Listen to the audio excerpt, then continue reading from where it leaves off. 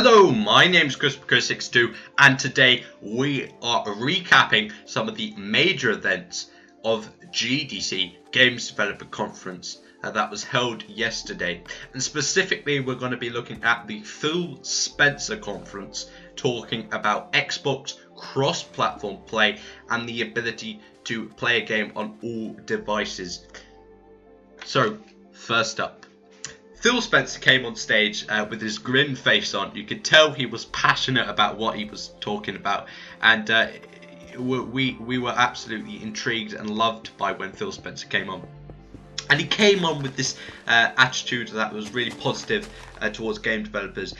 And he was wearing one of his infamous t-shirts again. That he always wears these t-shirts, sort of the Enigma or a Da Vinci Code. You know, and this time he was wearing a DirectX 12 t-shirt, which just shows that he's committed to DirectX 12.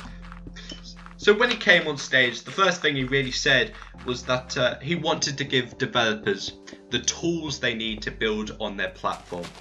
And this platform isn't restricted to Xbox anymore.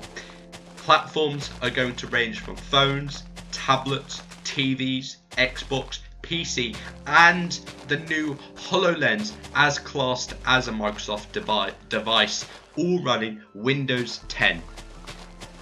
He stated that it's the first time to bring everything together as one with the help of Windows 10.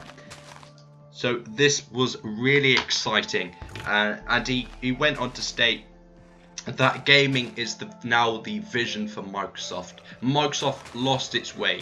Microsoft didn't really care about gaming. It basically neglected gamers. But now it's going back, and with the help of Phil Spencer, who was the best decision the Microsoft and Xbox studios ever made, was bringing Phil Spencer to the head of Xbox. Fantastic. Also, what he wanted linkage between devices, so that when you play a game or when you buy a game on Xbox, it's there on the PC. Simple and easy to use. Say if you wanted to play a game on the Xbox and play with someone on the PC, it's easy and simple to use. To make sure that Windows 10 is smooth operating system. So what does that really mean? Windows 10 is going to have and include an operating system, a superb operating system to build on that is easy for developers to code their games into. There is no hard, complicated maths involved. There isn't any really difficulty, but they want it easier for developers to build on. As we all know, that if games are easier to build on, the games are more trusted with the Windows, and more games will be seen if it's easier to develop on. Also, they wanted one application to be on. Instead of what they would normally do is that they code a game for phone, they code a game for Xbox, and they code a game for PC, which takes a lot of time and resources. But now, because Windows 10 is going to be running on all different platforms, they do not have to do that. They can program their game for Windows Phone, and it will work on Xbox and will work on PC and tablets. So this is going to be supremely easy for them to do, and it is the direction they always needed to go in. Also, one gaming network, which is very easy because it's going to be running on the Xbox Live network, which doesn't mean you have to change from Steam to Xbox to back again. It's just one simple network where you can play games on your PC with someone on the Xbox One. There is no, I have to switch to Steam, or I have to click on this, or I download this software. There is none of that. One simple network, which is going to make it really easy. Also, they mentioned the Windows Store. There's going to be one Windows Store, and they're going to really put emphasis on the Windows Store. As we all know, the Windows Store at the moment is absolutely rubbish. I'm sorry, but Android and the Apple Store is far better, and that's because they got a far load of range of games, small games to large games, and that is the problem with the Windows Store. Sure, it's nice and it's good and the layout's good, but you don't really have much content on there.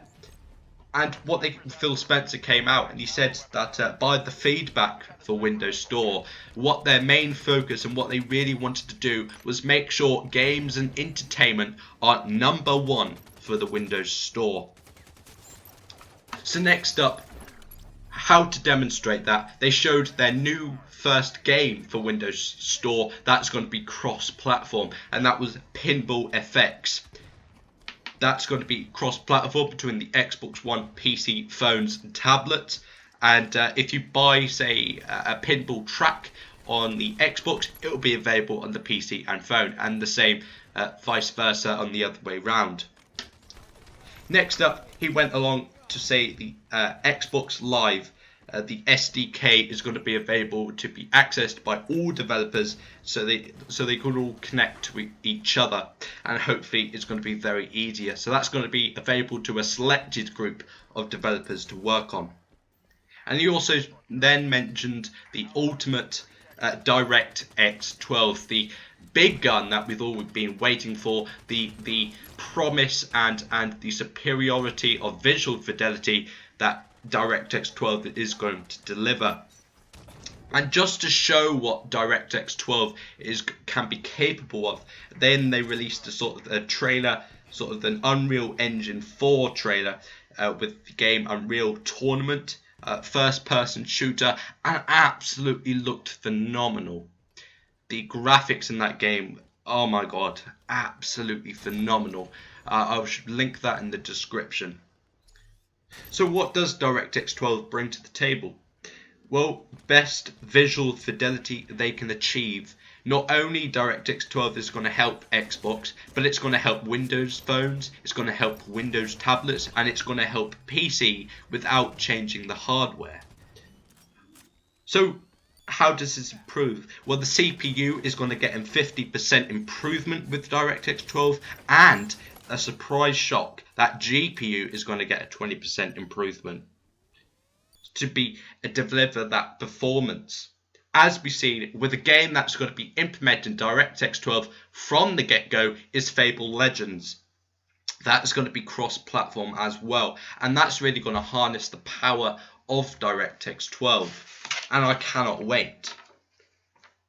Next up, we have the universal development with all the different platforms, Microsoft HoloLens, and really they went and said about Microsoft HoloLens that they wanted the gaming to be a major part of HoloLens.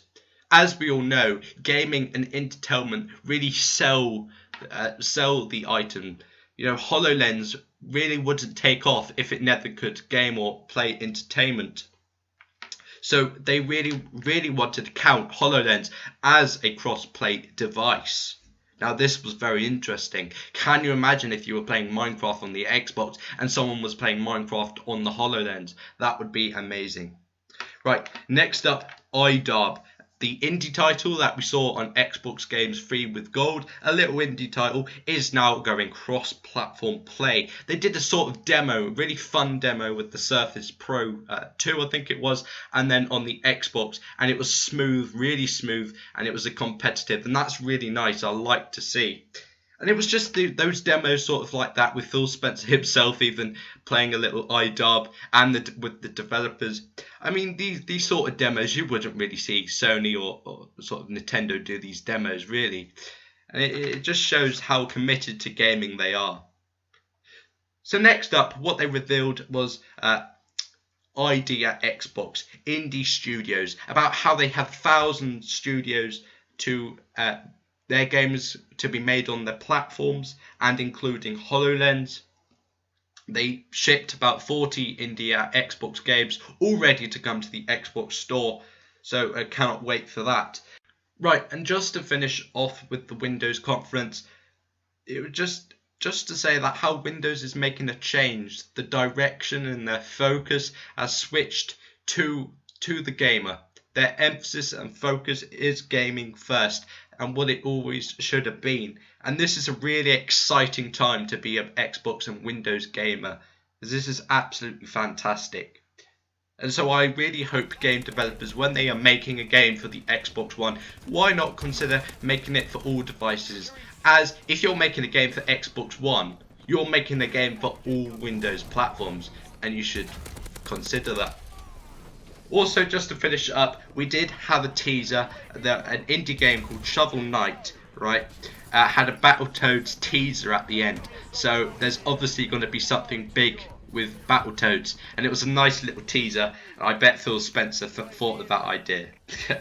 Right, and also a news about a wireless adapter for Windows that are going to work on all devices, which basically means I can use my controller wirelessly with the PC, which is also really great. Like people who aren't familiar with using the keyboard and really want that controller feel but play on the PC, that's absolutely perfect for them.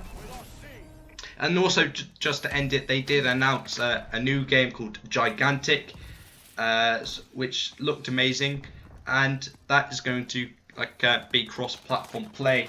And this really conference with Phil Spencer, it was absolutely fantastic. I know that it wasn't really aimed at the gamers, us, but aimed at the game developers, but still I really enjoyed that conference and really showed what Microsoft's plans are for now and in the future.